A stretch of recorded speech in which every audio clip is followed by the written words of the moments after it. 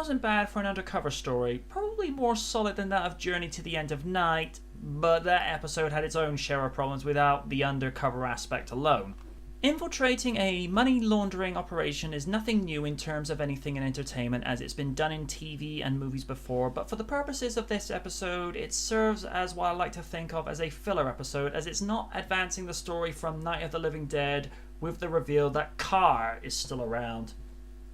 I find it was a wasted opportunity to do something useful with Billy, as he was brought in to help with computer aspects at a casino in Vegas, as it was perceived that he would be required to bring in the security head of the casino, codenamed Capricorn, and all they have Billy doing is helping a dental student win back her tuition fees in blackjack and getting some intimacy with her.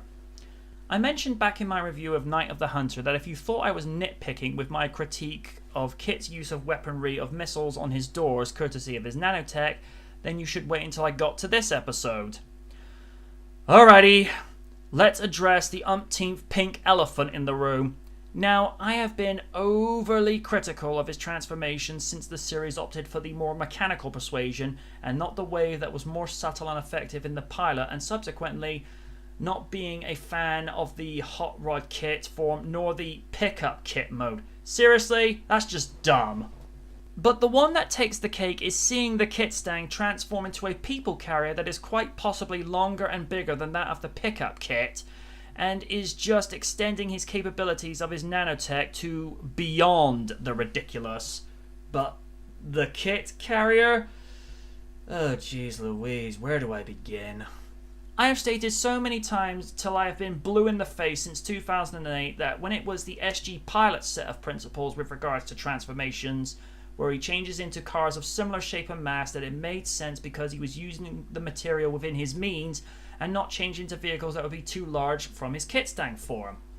I could believe him transforming into the Ford police car from A Hard Day's Night because it made sense as it was a similar shape. But I think the KITT-carrier was where this series was starting to jump the Rex. Forget jumping the Shard, that would be tolerable by comparison at this point. Other notable thing is that I found the cameras focused a little too much on the pole action with too much footage of bikini girls.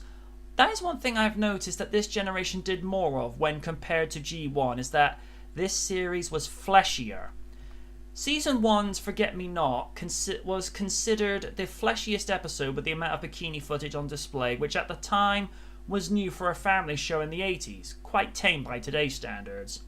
And it's understandable to see why SG was classified rating 15 on the DVD box art in the UK when it was released in the late summer of 2009, as this series does play things a little darker and is somewhat more relaxed with content like that. It doesn't go to F-bombs, thankfully, as that's not needed for Knight Rider in any generation.